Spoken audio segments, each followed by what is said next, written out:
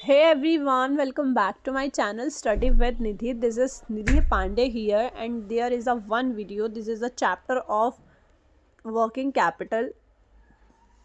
See, you can see here is a financing of working capital. हमने last class में नया chapter start किया था जिसमें जो this is the last chapter and this is the last video of your financing management, मतलब आपके FM का वेट यस आपके एफएम का ही लास्ट वीडियो है। हमने लास्ट वीडियो में किस तरीके से एफएम की हम फाइनेंसिंग करते हैं, लॉन्ग टर्म से शॉर्ट टर्म से, हमने सारी चीज़ें पढ़ी थी। यहाँ पे आप देख सकते हो क्या क्या सोर्सेज हैं, परमानेंट और टेम्प्रेरी। मैंने आपको बताया था शेयर्स डिबेंचर्स ये आपके परमानेंट में आते हैं और टेम्प्रेरी में आपके ट्रेड क्रेडिट एंड ऑल आता है। इसको भी हमने डिटेल में पढ़ा था, राइट। अब नेक्स्ट हम और उसके बाद हम लोगों ने इसको कंप्लीट करने के बाद हम लोगों ने यहाँ पर वर्किंग कैपिटल हमने कमर्शियल बैंक से कैसे ले सकते हैं, लोन्स के थ्रू, क्रेडिट कैश क्रेडिट के थ्रू, ओवरड्राफ्ट के थ्रू और purchase and discounting of bills के थ्रू। तो ये हमने डिटेल में पढ़ लिया था लास्ट क्लास में। आज की क्लास में मैंने आपको जैसा बताया था कि आज हम अपना ये चैप्टर खत्म करने वाले हैं और आज हम अपना टॉपिक पढ़ने वाले हैं, this is letter of credit. देखिए, letter of credit is a very very important part of business. इसके बिना आप, अगर आपकी बड़ी बड़ी कंपनीज है तो इसके बिना बिजनेस थोड़ा सा इम्पॉसिबल सा हो जाता है, मतलब बहुत ज़्यादा प्रॉब्लम्स आती है। होता क्या, पहले आप ये समझिए।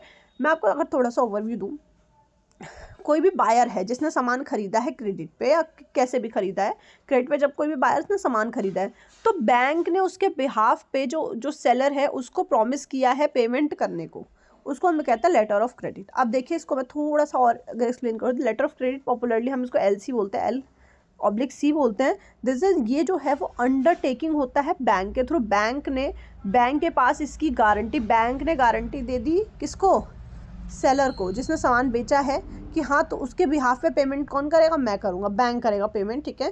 तो कहता है कि ऑब्लिगेशन पूरा करता है कस्टमर्स का एक स्पेसिफाइड अमाउंट तक, जो भी उनके बैंक में अमाउंट है। और अगर कस्टमर फेल हो जाता है, मैंने जैसे आपको बताया कि कोई भी बायर है यानी कस्टमर है किसी भी दुकान का, उसने क्रेडिट पे सामान लिया हो, वो उसके पास इतना पैसा नहीं है कि वो उसको पे कर सके सेलर को, राइट। तो इस केस में बैंक क्या करेगा, बैंक एक लेटर ऑफ क्रेडिट के थ्रू अपने कस्टमर का, मतलब जो भी उसका कस्टमर है उसका एक ऑब्लिगेशन कंप्लीट करेगा जितना भी उसका अमाउंट है, ठीक है। अगर कस्टमर फेल हो जाता है पे करने में, तो कहता है ये कस्टमर को हेल्प करता है क्रेडिट सुधार लेने में और अपने बिजनेस को आगे बढ़ाने में। यहाँ पे कोई ज़्यादा रिस्क नहीं होता क्योंकि उसके बैंक अकाउंट से पैसा जाना है, ठीक है। कहता है LC जो है वो सिंपली गारंटी है बैंक के द्वारा जो सप्लायर्स को दी जाती है, जो मैंने आपको बताया बहुत ईजी वे में मैंने आपको समझा दिया है। अब देखिए, लेटर ऑफ क्रेडिट ना बहुत तरीके के होते हैं। Letter of credit basically 6 types के होते हैं। यहाँ पे थोड़ा सा आप देखिए।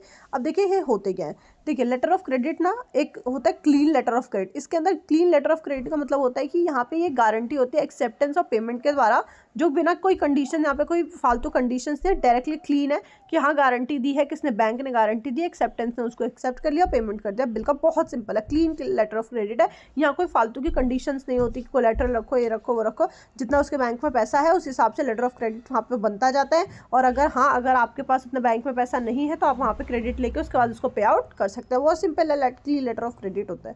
नेक्स्ट आता है डॉक्यूमेंट्री लेटर ऑफ क्रेडिट। इसके अंदर क्या होता है कि एक्सपोर्टर है उसका बिल चाहिए एक्सचेंज करने को, एविडेंस चाहिए, तो मतलब डॉक्यूमेंट्स की इसमें नीड होती है। जितने भी डॉक्यूमेंट्स होते हैं रिलेटेड टू एविडेंस, हर एक चीज़। लोग कहते हैं कि आप इतने साल अगर आप दिल्ली से हैं तो आपको पता होगा कि जब आप कभी बैंक में कहीं पे भी जाते हैं कुछ ऐसे डॉक्यूमेंट्री काम करवाने, तो आपसे पूछता है आप कितने साल तक दिल्ली में हो, तो आप अपना बताओ, आप पूरा सर्टिफिकेट दो कि हाँ आप 3 से 4 साल तक कम से कम दिल्ली में, ऐसा कुछ।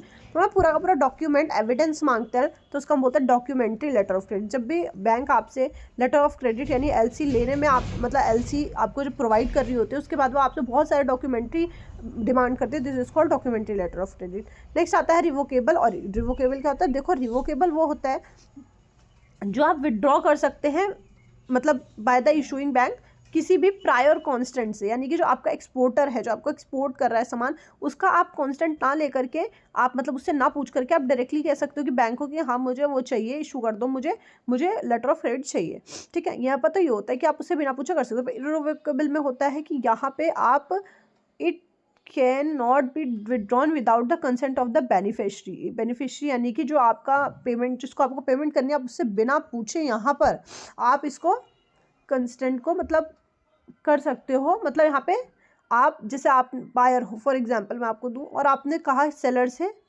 कि भाई मैं ना लेटर ऑफ क्रेडिट पे पेमेंट करूँगा, यानी कि आपको बैंक डायरेक्टली पेमेंट करेगा, मैं नहीं करूँगा ये वो।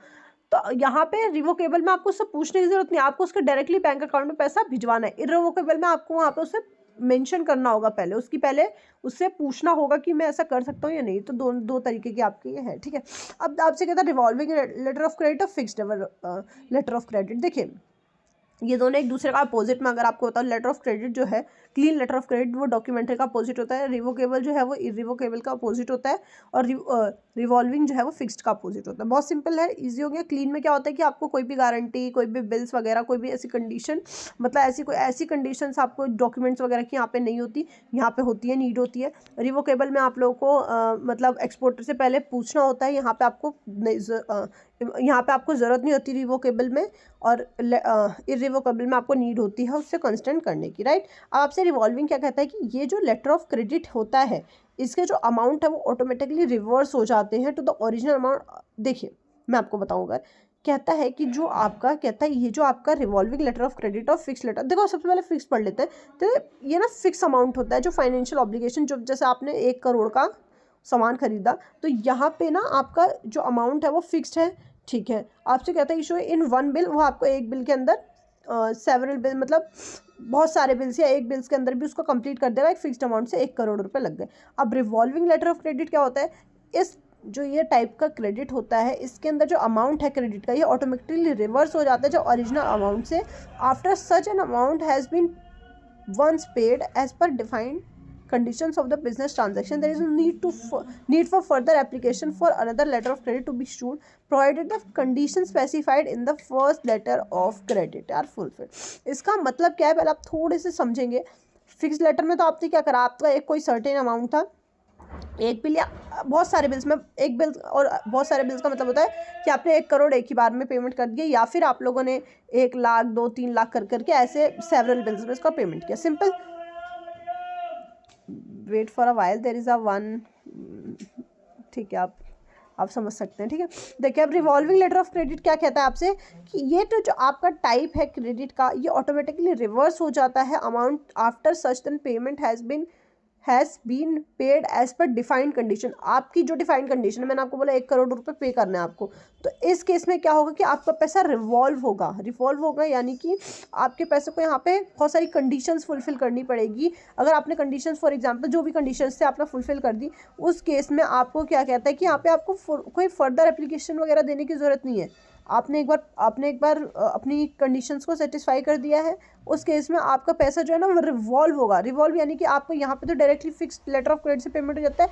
इस केस में क्या होता है कि इस टाइप का जो भी होता है ना, ये अपने ही जो बैंक होती है ना, वो अपने आप से इसको रिवॉल्व करेगी। रिवॉल्व करने का मतलब क्या है कि आपका पहले अपना पैसा कहीं लोन में लगा देगी, वहाँ से जो इंटरेस्ट आएगा उससे पेमेंट करेगी, इस तरीके से। तो ये बैंक का काम है, इसमें आपको कोई काम नहीं। बस इसके अंदर जो है वो रिवॉल्विंग के अंदर क्या होता है, बैंक अपने तरीके से पेमेंट करती है, बैंक अपनी टर्म्स और कंडीशंस पे पेमेंट करती है। जैसे कि अगर उसको थोड़ा पैसा लोन में लगाना है, सबको आधा आधा करके भी दे रही है, तो उसने आधा पैसा लोन में लगा दिया, जो उसका इंटरेस्ट आएगा वो वहाँ से पेमेंट कर रही है। इस तरीके से पैसा आपका रिवॉल्व होता है, तो ये आपका रिवॉल्विंग लेटर ऑफ क्रेडिट कहलाता है, राइट। आई होप आपको अच्छे से लेटर ऑफ क्रेडिट क्लियर हुआ होगा। बहुत इंपॉर्टेंट पॉइंट था आज का, आई होप आपको अच्छे से क्लियर हुआ होगा। अब नेक्स्ट देखते हैं कि क्या, अब देखो बैंक आपको ऐसे फ्री में कोई भी लोन प्रोवाइड नहीं करने वाली है, ठीक है, या फाइनेंसिंग नहीं करेगी आपकी कंपनी में बिना किसी प्रॉफिट के, राइट। तो कहते हैं bank usually do not provide working finance without obtaining adequate security. आपको मैंने बताया था, स्टार्टिंग में बताया था, और ये आप अपनी डेली लाइफ में भी देख पाते होंगे कि बैंक आपको ऐसे फ्री में किसी को भी नहीं प्रोवाइड करेगी कभी भी वर्किंग कैपिटल, कुछ भी फाइनेंसिंग वगैरह। तो यहाँ पे आप लोगों को कुछ उसको सिक्योरिटी रखनी पड़ेगी, जिसको हम कोलैटरल बोलते हैं। मैंने आपको कोलैटरल को हम बोलते हैं कि हाँ ये एक सिक्योरिटी होती है जो बैंक को हम देते हैं। जब भी हम बैंक को ही नहीं, किसी को भी हम लोन वगैरह लेते हैं तो हम उसको प्रोवाइड करते हैं। सबसे पहला आपके पास हाइपोथेटिकेशन, सेकंड आपके पास प्लेज, और थर्ड आपके पास मोर्गेज। सबसे पहले अगर हम बात करें कि हाइपोथेटिकेशन क्या होता है, ये जो वो एग्रीमेंट होता है जहाँ पे आप जब बैंक से लोन लेते हो, ठीक है, बैंक से लोन लेते हैं, बैंक से आप अपने फाइनेंसिंग करवाते हो अपने वर्किंग कैपिटल में, तो वहाँ पे वो उसके अगेंस्ट आपसे कुछ सिक्योरिटी रखता है, वो भी मूवेबल प्रॉपर्टी। मूवेबल प्रॉपर्टी यानी कि वो वाली प्रॉपर्टी नहीं जो अभी आप जैसे वो वाली लैंड वगैरह ये सब नहीं, वो प्रॉपर्टी जो वो ऑन द पॉइंट बेच के खा सकते हैं, जैसे कि इन्वेंट्री हो गया, वो प्रॉपर्टी जो चलती फिरती मतलब बेच सकते हैं वो वाली। और अगर हम वैसी प्रॉपर्टी की बात करें तो वो अभी हमें आगे पढ़ेंगे, आप ज़्यादा मत सोचिए। तो हम इस तरीके की प्रॉपर्टी जब हम एज ए सिक्योरिटी बैंक रखती है आपसे इन टर्म्स ऑफ लोन, जब वो आपको लोन प्रोवाइड करती है तब वो आपसे इस तरीके की प्रॉपर्टी सिक्योरिटी के बेस पे रखते हैं, उसको हम कहते हैं हाइपोथेटिकेशन। इस केस में जो होता है बरोवर जो है उसको पोजीशन दिया जाता है प्रॉपर्टी से बैंक को, ठीक है। मतलब इस केस में क्या होता है कि जो बरोवर होता है, जो आपसे बैंक से पैसा ले रहा है, उसको यहाँ पे जो प्रॉपर्टी है उसका पूरा का पूरा पोजीशन नहीं दिया जाता, यानी कि वहाँ से वो हट जाता है, उसका पूरा का पूरा अधिकार किसका हो गया, बैंक का हो गया। अब आपसे कहता है ये जो बरोवर के पास इट रिमेन्स विद द बरोवर, अब जो क्या बचता है बरोवर और उसका हाइपोथेटिकेशन बचता है, ठीक है, उससे वो चार्ज किया जाता है बरोवर से जो उसने पैसा लिया है। बहुत सिंपल है। आपसे कहता है अगर बरोवर फेल, अगर पैसा उसने भाई 5 लाख फॉर एग्जांपल 5 लाख उसने उधार लिया, उसने 5 लाख वो 6, अब मैंने आपको बताया था 20% प्लस पे हमें सिक्योरिटी देनी होती है, उसने 5 लाख का लिया तो 5-20 पे उसने आपको सिक्योरिटी दे दी बैंक को, ठीक है। अगर वो नहीं दे पाया, मतलब एक ड्यू डेट होगी, जैसे 1 महीने बाद बैंक ने कहा था भाई तुम मुझे पैसा वापसी कर देना, वो नहीं दे पाया 1 महीने तक, तो क्या करेगी बैंक, पहले तो उसको नोटिस वगैरह भेजेगी, ऐसे तो नहीं होता, पहले नोटिस भेजेगी 15 दिन का, उसके बाद फिर 15 डेज एक्सटेंड करके, ये मैं आपको थोड़ा सा बेसिक बात पे बता रही हूँ, 15 दिन पहले वो उनसे कॉल वगैरह करती है, फिर 15 डेज देन एक्सटेंड करती है, फिर 1 मंथ के बाद क्या करती है, उसको लीगल नोटिस भेजने के बाद वो उसकी सारी ये जो भी प्रॉपर्टी उसने ले रखी है गुड्स के बिहाफ पे जो भी है, वो उसको सेल आउट करके वहाँ से पैसा निकाल लेती है। सिंपल है। अब नेक्स्ट आपसे कहता है प्लेज क्या होता है। अब देखिए प्लेज, इस एग्रीमेंट के अंदर प्लेज जो होता है, जो बरोवर होता है, वो अपने फिजिकल पोजीशन जो है, प्रॉपर्टी हो गई, गुड्स हो गए, जो भी आपके बैंक में है, वो एज अ बैंक को वो कोलैटरल दे देता है। जैसे कि अब देखिए इसके अंदर क्या फ़र्क है मैं आपको बताती हूँ। इस केस के अंदर क्या होता है, प्लेज के अंदर क्या होता है कि वो अपना पोजीशन जो है, जो आपका बरोवर है, वो उसका फिजिकल पोजीशन भी बैंक को दे देता है, यानी कि उसका अधिकार दे देता है। पर हाइपोथेटिकेशन के अंदर क्या होता है कि वो उसको उसका अधिकार नहीं देता है। जैसे अभी आपको मैं एक छोटा सा, अगर बहुत छोटा सा एग्जाम्पल देना चाहूँ, आपकी सारी चीज़ें क्लियर हो जाएंगी। आप लोगों ने, अगर आप लोग तारक मेहता का उल्टा चश्मा देखते हो, TMKOC, अगर मैं थोड़ी सी इसकी बात करूँ, अगर कभी आपने लाइफ में देखा होगा तो एक वहाँ पे एक एपिसोड आया था जिसके अंदर वो सपना वाला, मिंटी सपना वाला वो था जिससे उसकी शादी हो रही थी। जिसने नहीं देखा वो एपिसोड, अच्छा वहाँ पे जाके देखो, वहाँ पे आपको काफ़ी चीज़ें जानने को मिलेंगी कि आप किस तरीके से बैंक में FD करवा सकते हो, कैसे निकाल सकते हो, क्या कुछ। तो उस केस में क्या था कि वहाँ पे ना उनने मतलब अपना वो बेचा था, अपना फ्लैट बेचा था for the payment of something else. अब वहाँ पे देखना, वो मैं आपको पूरा एक्सप्लेन नहीं करूँगी एपिसोड क्या था, मैं आपको चीज़ें बता रही हूँ क्या था कि उसने अपना मतलब फ्लैट बेचा था। किसको बेचा था उसने, किसी जो भी आपका फ्लैट कौन है, किसी भी ज़मींदार को, बिल्डर को उसका फ्लैट बेचा जो उसके साला था। और उसने क्या किया कि उसने, देखो एक होता है आप कब्जा दे देते हो किसी चीज़ पे, और एक होता है आप कब्जा नहीं देते हो। जब आप कब्जा नहीं देते हो तो उसको हम हाइपोथेटिकेशन बोलते हैं, जब आप कब्जा देते हो उसे हम प्लेज बोलते हैं। अब देखिए कैसे, उस केस में क्या था कि उसने ना उसका फ्लैट का किसी और, मतलब उसने ये कहा था कि सिर्फ तुम फ्लैट को बेचो और पैसा ले लो। और फ्लैट को बेचो पैसा ले लो का मतलब क्या होता है, फ्लैट को मतलब गिरवी पे रख दो, गिरवी पे लेके आपको सामान उठाते हो, गिरवी पे रख के, जैसे कि अगर मैं आपसे कहूँ कि आपको 5 लाख रुपए बैंक से चाहिए, ठीक है, तो आपने क्या किया, अपना फ्लैट गिरवी रख दिया, फ्लैट गिरवी रख दिया, आपने 5 लाख रुपए वहाँ से ले लिए। फ्लैट गिरवी रख के 5 लाख लेने का मतलब होता है कि अभी आप फ्लैट में रह सकते हो, आपका अधिकार अभी है फ्लैट पे, आधा अधिकार आपके पास है, आधा अधिकार जिसने आपसे, मतलब बैंक के पास, अगर आप बैंक से लोन ले रहे हैं, किसी बिल्डर से ले रहे हो तो बिल्डर के पास, मतलब जो भी आपका सामने वाली पार्टी, उसके पास आधा अधिकार है, आधा अधिकार आपके पास है, और अभी आप फ्लैट में रह सकते हो, प्रॉपर उसे यूज़ कर सकते हो, ठीक है, उसको हम कहते हैं हाइपोथेटिकेशन।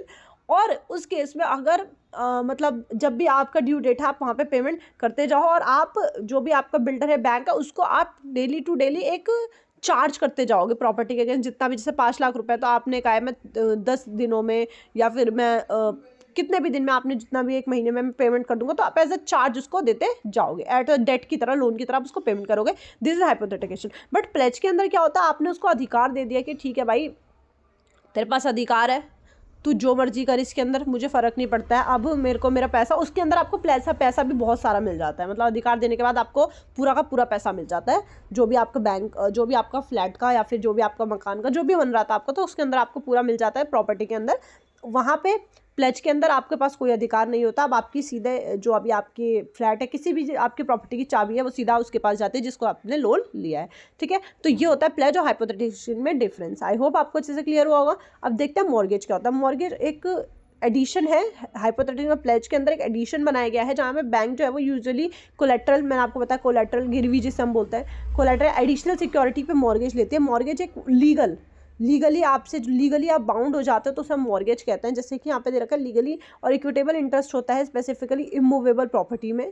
इमूवेबल प्रॉपर्टीज़ वो प्रॉपर्टीज़ होती हैं जहाँ पे आप कह सकते हो कि हाँ, जिस केस में आप इमूवेबल इन द सेंस कि जिसको आप मूव नहीं कर सकते। फॉर एग्जांपल आपकी लीगल प्रॉपर्टीज़ ये इमूवेबल प्रॉपर्टी होती है। लीगली आप किसी को, किसी और के ऑनर किसी और को नहीं बना सकते। लीगली चीज़ें बहुत ज़्यादा कन्वीनियंट होती है। तो ये जो भी लीगली काम होगा वो आपका मॉर्गेज में आएगा। तो आप 3 तरीके से फाइनेंस में पैसा रिक्वायर कर सकते हो। जैसे हाइपोथेटिकेशन के तरीके से, यानी कि आप अपना कुछ पैसा लो, उसको आप एज आ मतलब जो भी आपका पैसा बनेगा उसका आप पेमेंट करते जाओ, आप पूरे अधिकार ना दो।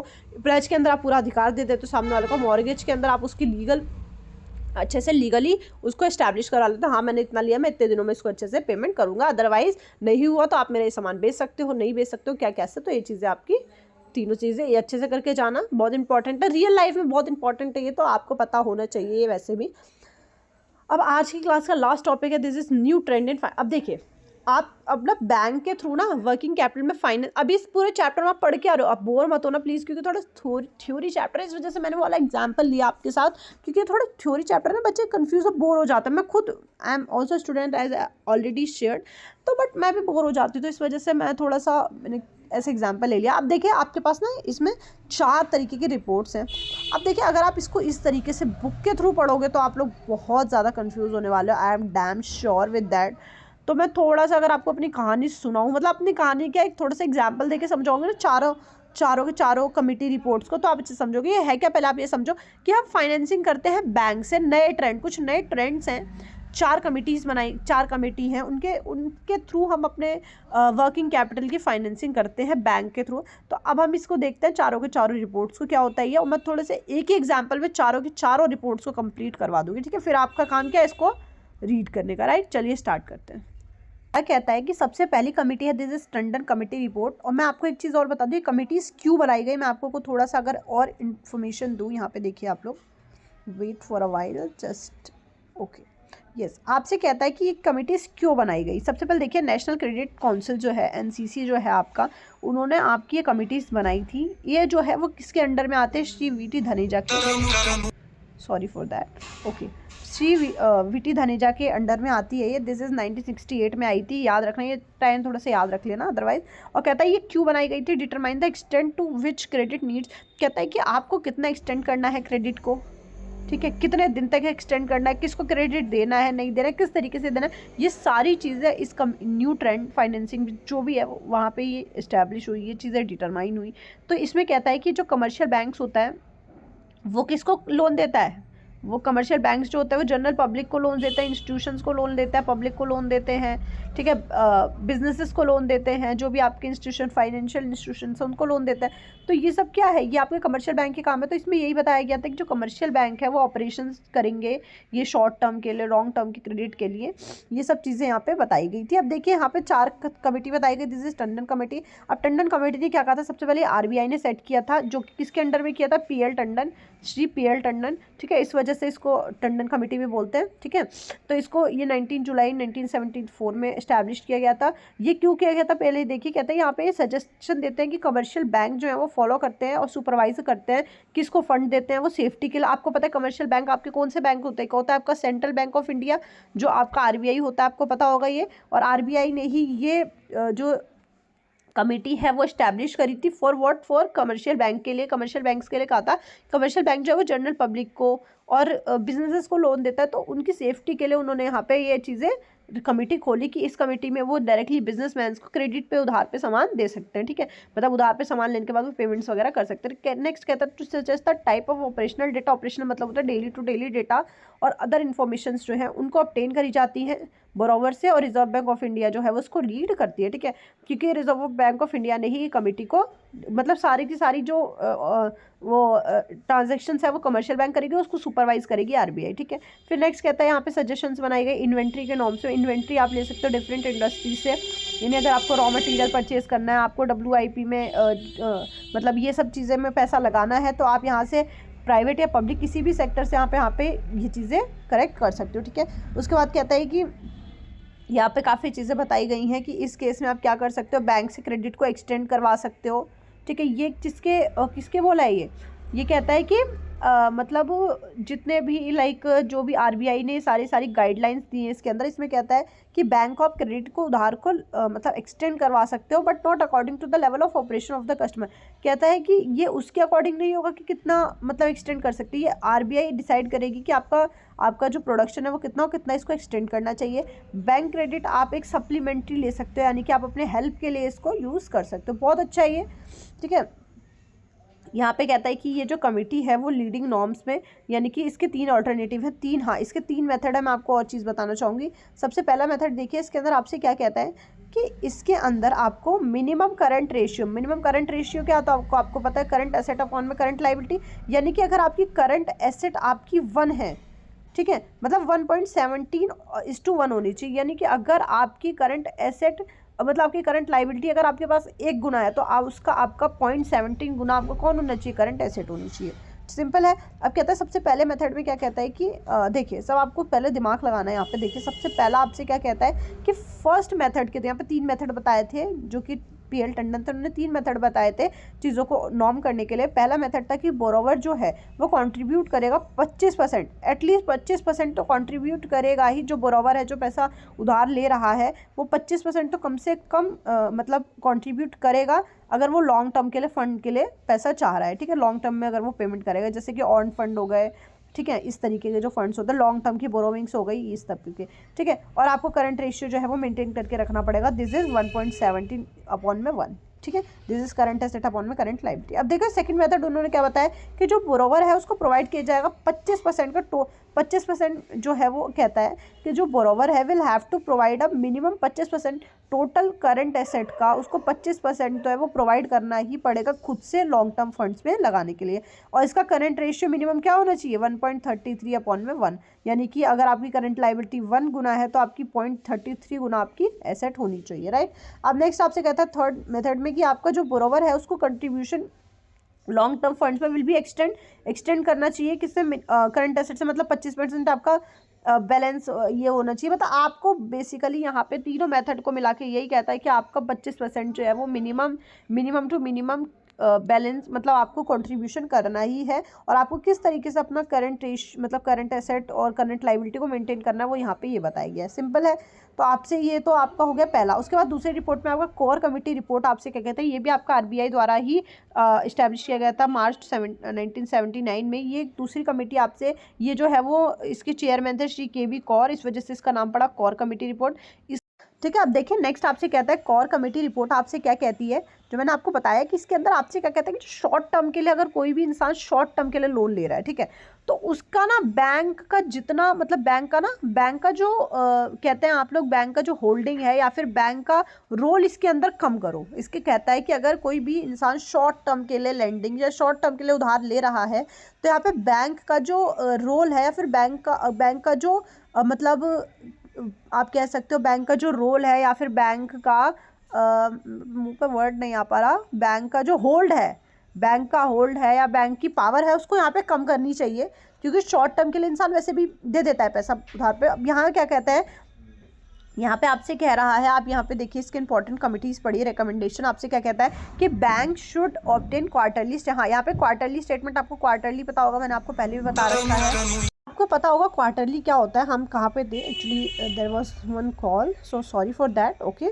आपसे कहता है क्वार्टरली क्या होता है, आपको पता है क्वार्टरली वो होता है जब हम किसी भी, मतलब कोई आपका ईयर है, आपका 12 ईयर्स का है, तो हम उसके मतलब 4 पार्ट्स को हम क्वार्टरली बोलते हैं। किसी भी चीज़ के 4 पार्ट्स जब होते हैं उसको हम क्वार्टरली बोलते हैं, राइट।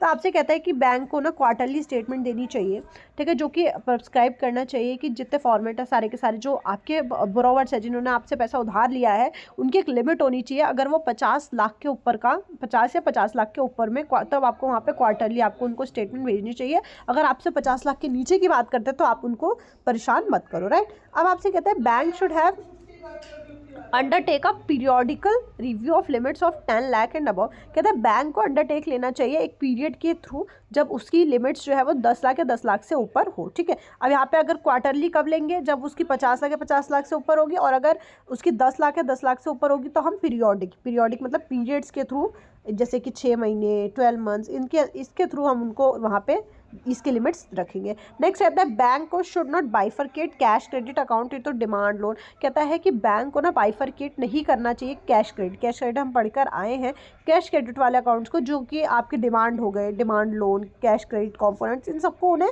बाइफरकेट नहीं करना चाहिए। अब कहता है कोई भी बोरोवर है उसको सबमिट नहीं करना, does not submit the quarterly returns in the time.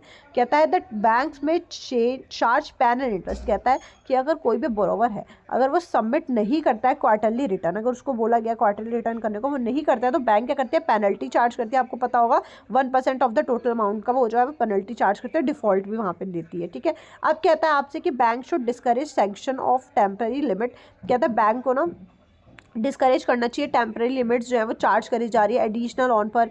ठीक है, नॉर्मल रेट पे यहाँ पे उसको जो है वो उसको नहीं, यहाँ पे इसको डिस्करेज करना चाहिए। कहता है बैंक को फिक्स सेपरेट क्रेडिट लेना चाहिए पीक लेवल पे, नॉन पीक लेवल वो होता है जब आपका सेल बहुत अच्छा चलता है, तो आपका होता है peak level. Non peak level होता है जब आपका सेल्स अच्छा नहीं चल रहा होता है। तो इसमें कह रहा है कि यहाँ पे बैंक को ना एक क्रेडिट लिमिट को सेट कर देना चाहिए बैंक पीक लेवल वालों के लिए, और जिनका बिजनेस अच्छा चल रहा है उनके लिए वो क्रेडिट मतलब लिमिट वो है वो मतलब ज़्यादा ना रखें, उनसे जल्दी पैसा लें, और जिनका बिजनेस अच्छा नहीं चल रहा है, जिनका नॉन पीक लेवल चल रहा है, उनके लिए वो क्रेडिट लिमिट को बढ़ा भी सकते हैं, यानी कि अपने हिसाब से उन्हें चेंज कर सकते हैं। नेक्स्ट कहता है bank should take steps to convert cash credit limit into bill limits. मैंने आपको बिल लिमिट्स, बिल डिस्काउंटिंग और कैश क्रेडिट दोनों के दोनों पढ़ा चुकी हूँ इसी वीडियो में, तो उसके लिए इनको स्टेप लेना चाहिए ना, कन्वर्ट करना चाहिए। राइट, अब ये तो आपके पास हो गए कि टंडन ने क्या कौन सा था ये, ठीक है, कौर ने क्या बोलता है, टंडन भी हमने पढ़ लिया। अब हम बात करेंगे कि यहाँ पे मैराथन कमेटी रिपोर्ट क्या कहती है, आपसे कनन रिपोर्ट क्या कहती है।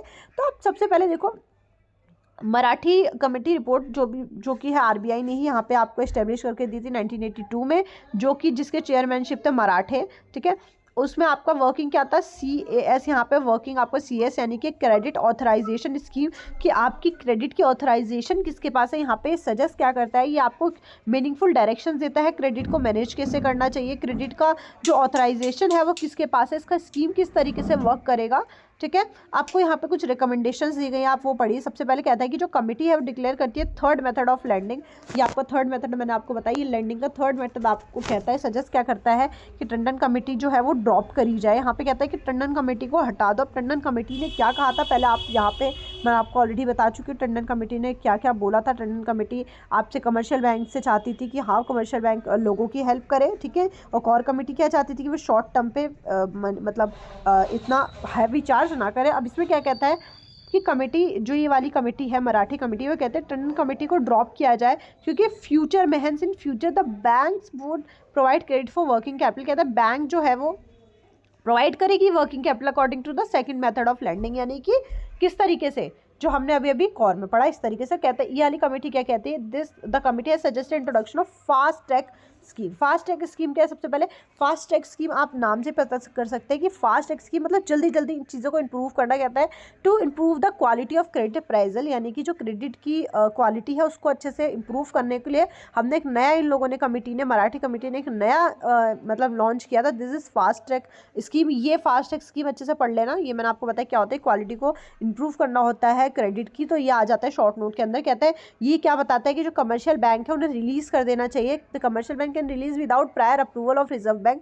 कहता है कि अगर उसके 50% मतलब कहता है कि जो कमर्शियल बैंक है, मैंने आपको बताया कमर्शियल बैंक किसके अंडर में काम करता है, आरबीआई के। तो इसमें क्या कह रहा है, ये क्या बताता है कि कमर्शियल बैंक को रिलीज़ कर देना चाहिए विदाउट प्रायर, मतलब वो उससे पूछे ना कि भाई तू क्या कर, मतलब रिजर्व बैंक का वो अप्रूवल ना लेकर के वो अपने हिसाब से कर सकती है काम। 50% एडिशनल क्रेडिट अगर कोई भी बराबर 50% एडिशनल क्रेडिट चाहता है तो। राइट, अब देखिए यहाँ पे इसके कुछ रिक्वायरमेंट्स है, जैसे कि मैंने आपको बताया कि यहाँ पे भी वही कहता है, जो उसका प्रोजेक्ट है करंट रेशियो उसका 1.33 अपॉन में 1 होना चाहिए, यानी कि करंट एसेट अपॉन में करंट लायबिलिटी इस रेशियो में होनी चाहिए। आपसे कहता है कि क्लासिफिकेशन जो है करंट एसेट का और नॉन करंट एसेट का क्लासिफिकेशन अच्छे से होना चाहिए through the guidelines of RBI. क्या कहता है, नेक्स्ट आपसे कहता है कि जो ये प्रोजेक्शंस है, सेल्स है, आपकी करंट असेट है, अदर करंट असेट, कोई ये जो लाइबिलिटीज़ है, ये सारी की सारी चीज़ें एक फ्यूचर रिगार्डिंग चलते हैं। आगे तो आपको पास्ट टेंड के हिसाब से चलती है कि करंट असेट, अगर आपके last year current asset 4 lakh की थी तो इस साल आप चाहोगे कि उससे बढ़ के 4 लाख तो रहे ही रहे, उससे ज़्यादा नहीं, लेकिन 4,000 तो कम से कम रहनी चाहिए, इस तरीके से बताता है वो। नेक्स्ट कहता है आपको यहाँ पे quarterly information first second third के फॉर्म में, जैसा मतलब ये वाला जो बिल्कुल रिलेटेड है आपका, ये जो हमने जब भी हमने टंडन वाला पढ़ा, कौर वाला, इनका मिक्सचर ही है ये बेसिकली, ठीक है। तो इसमें आपको ज़्यादा दिमाग लगाने की जरूरत नहीं है, बस आपको इसके अंदर एक नया पढ़ना था, this is fast tag scheme only, nothing. Next आपसे लास्ट क्या कहता है कि कनन कमेटी क्या है। अब कनन कमेटी क्या कहती है, ये भी आपका, ये आपकी पहली ऐसी कमेटी थी जो आपके MPBF के फॉर्मूले से यूनिफॉर्म हुई थी, ठीक है। अब ये क्या है, मैं आपको थोड़ा सा अगर एक्सप्लेन करूं, MPBF वो सिस्टम होता है जहां पे हम वेरियस बैंक, बहुत सारे डेलीगेशन सिस्टम, आपको पता होगा, जब मतलब ऊपर से पावर नीचे की तरफ पुश होते हैं। डेलीगेशन का मतलब होता है कि किसी एक इंसान के पास पावर है, वो सारी मतलब वो पावर सबको बांट रहा है, ठीक है, धीरे धीरे डेलीगेट कर रहा है पावर्स को, ठीक है। तो इसमें क्या कहता है कि MPBF वो सिस्टम होता है सॉरी फॉर दैट, MPBF वो सिस्टम होता है जहाँ पे वेरियस बैंक्स होते हैं, उनके पास डेलीगेशन पावर होती है। जैसे कि कमर्शियल बैंक्स हैं, उनके पास अपनी अपनी पावर है, बट उनकी ओवरऑल पावर किसके पास, RBI के पास। तो इसमें यही कहता है कि बैंक और जो बोरोवर्स होते हैं वो मतलब अच्छे से अपना काम कर सकते हैं, left free to decide anything. System किस तरीके से हम अडॉप्ट करते हैं, तो कनन कमेटी बेसिकली ये चाहती है कि RBI का रोल जो है वो कम हो और SBI रोल्स हैं, जो कमर्शियल बैंक के रोल्स हैं, ज़्यादा अपने तरीके से काम कर सके। यहाँ पे कहता है कि जो कैश क्रेडिट है वो रिप्लेस करना चाहिए रोल्स के लिए। कहता है कि जो यूनिफॉर्म फॉर्मूला है MPBF का, ये अबॉलिश करना चाहिए एंड बैंक्स को अपने तरीके से लिमिट्स को सेट करना चाहिए। जो कॉर्पोरेट बोरोवर्स होते हैं शॉर्ट टर्म के लिए मतलब लेते हैं ये जो लोन्स वगैरह, इनको भी हमें पुश करना चाहिए, इस तरीके से बातें बताता है। तो ये कनन कमेटी आपकी बेसिकली काम करती है कि आपको जो कमर्शियल बैंक हो उनको स्वतंत्र बनाने में ज़्यादा काम करते हैं। इसके अंदर भी बेंचमार्क आपका करंट रेशियो का कितना होना चाहिए, 1.33/1, यानी कि करंट एसेट आपका 1.33 है तो आपका करंट लायबिलिटी 1 ही होना चाहिए। सिंपल है। आई होप आपको अच्छे से चीज़ें क्लियर हुई होंगी। और ये देखिए आपके कुछ यहाँ पे क्वेश्चंस दिए गए हैं, 3 क्वेश्चंस है कि कमेटी, टंडन कमेटी क्या है, कमर्शियल पेपर क्या है। कमर्शियल पेपर तो करके ही जाना, और इंपॉर्टेंस क्या है ट्रेड क्रेडिट का। ट्रेड क्रेडिट का इंपॉर्टेंस लास्ट टाइम भी आया है, ठीक है। और एक्रूड इनकम का, ये सब आप पढ़ चुका ऑलरेडी। तो ये बेसिक कुछ क्वेश्चन थे जिन्हें आपको करना है। इस चैप्टर में पूरी थ्योरी थी, तो मतलब मुझे ऐसा लग रहा है कि आप कहीं बोर या कुछ भी हो, बट ठीक है, आप था तो करना पड़ेगा। आई होप आपको अच्छे से क्लियर हुआ होगा, और अगर हुआ है तो प्लीज़ आप लोग मुझे कमेंट करके बता सकते हो। और आप आज इसी के साथ आपका FM यानी फाइनेंशियल मैनेजमेंट कंप्लीट होता है। होप आपको अच्छे से क्लियर हुआ होगा। मैं इसके बाद मैं आपको 1 शॉट में 2 शॉट में आपको कंप्लीट करवाऊंगी ही अपना ये FM। दोबारा से एक बार रिवीजन करेंगे इसका, ठीक है। बट पहले आप लोग डे वाइज पहले सारी की सारी सीरीज़ देखो जहाँ पे मैं डिटेल में बताया है, उसके बाद फिर हम एक छोटी छोटी वीडियोस में हम कंप्लीट कर लेंगे 2-2 3-3 चैप्टर के साथ एज जस्ट अ रिवीजन, ठीक है। तो आई होप आपको मेरी पूरी की पूरी FM मैंने 15 चैप्टर्स आपको कंप्लीट करवा दिए हैं। आई होप आपको अच्छे से क्लियर होंगे। Everyone please share the video. Thank you everyone.